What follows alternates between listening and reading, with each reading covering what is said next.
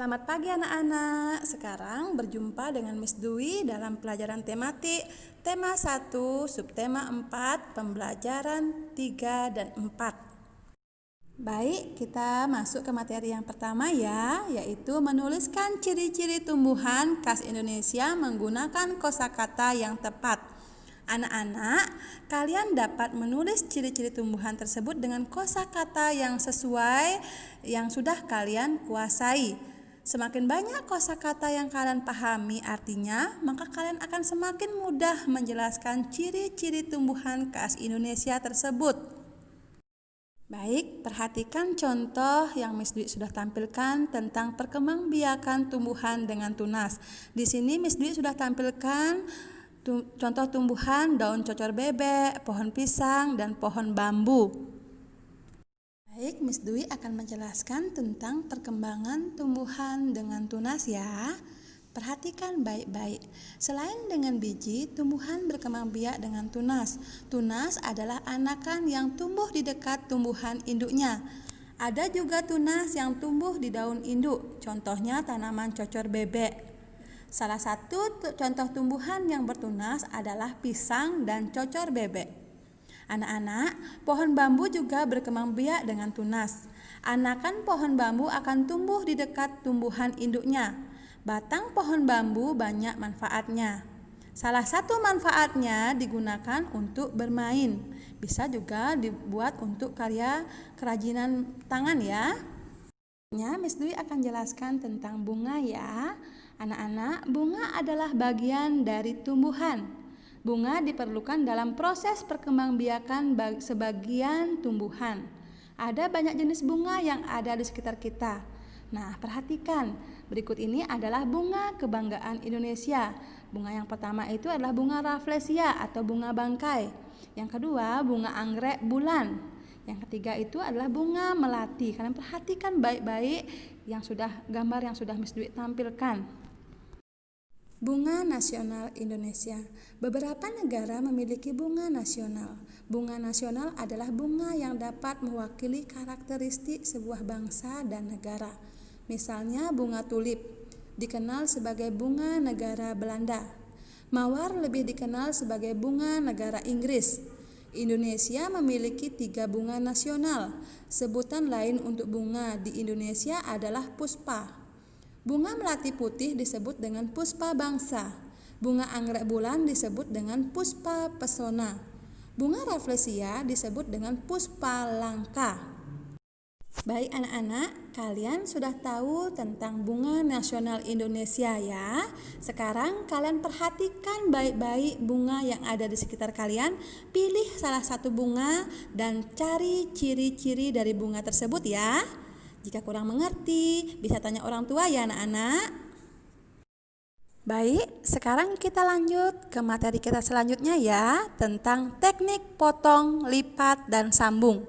Anak-anak, sebelum lebih lanjut, kalian harus tahu dulu apa itu teknik potong, teknik lipat, dan teknik sambung. Nah, perhatikan baik-baik. Teknik potong adalah memotong atau memisahkan benda menjadi beberapa bagian. Sedangkan teknik lipat adalah melipat atau merangkap 2 atau lebih suatu benda. Teknik sambung adalah menyatukan atau menggabungkan beberapa bahan menjadi satu. Nah, ini adalah contoh teknik potong. Perhatikan ya anak-anak. Nah, ini adalah contoh teknik lipat. Perhatikan caranya ya. Nah, ini contoh teknik sambung atau sering kita sebut dengan mosaik ya. Nah, ini adalah potongan kertas kecil-kecil dan kita tempel di dalam gambar hewan. Nah, ini seperti ini contohnya ya.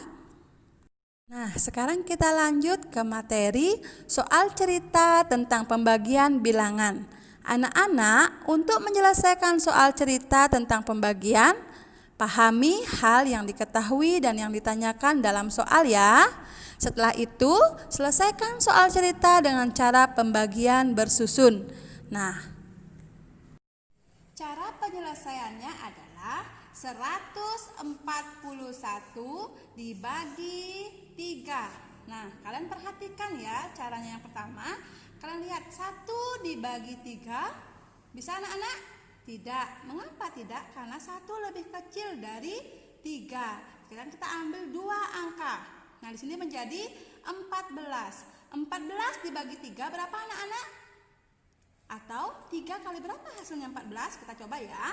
3 kali 1 sama dengan 3. 3 kali 2 sama dengan 6. 3 kali 3 sama dengan 9. 3 kali 4 sama dengan 12.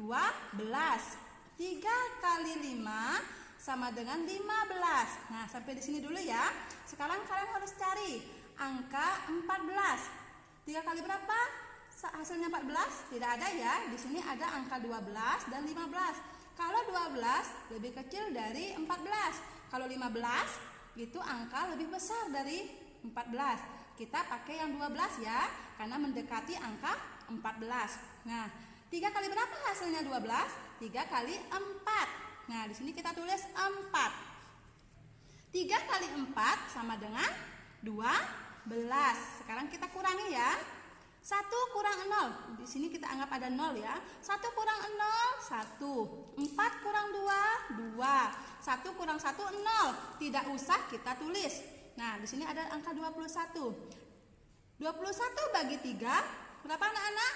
Sekarang kita cari lagi ya. 3 kali berapa hasilnya 21?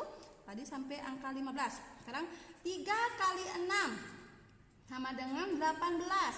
3 kali 7 sama dengan 21. Nah, kita dapat angka 21.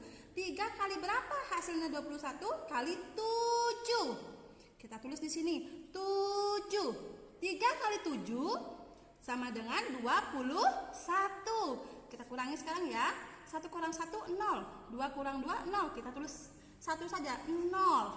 Nah, sekarang kita sudah dapat hasilnya 47. Nah, untuk membuktikan jawaban ini benar atau tidak, kita kalikan ya. 47 kali 3. Benar nggak hasilnya 141? Coba di rumah ya, kalikan. 47 kali 3. Benar nggak hasilnya 141? Nah, sudah mengerti anak-anak? Sekarang kalian lanjutkan ke materi yang selanjutnya ya.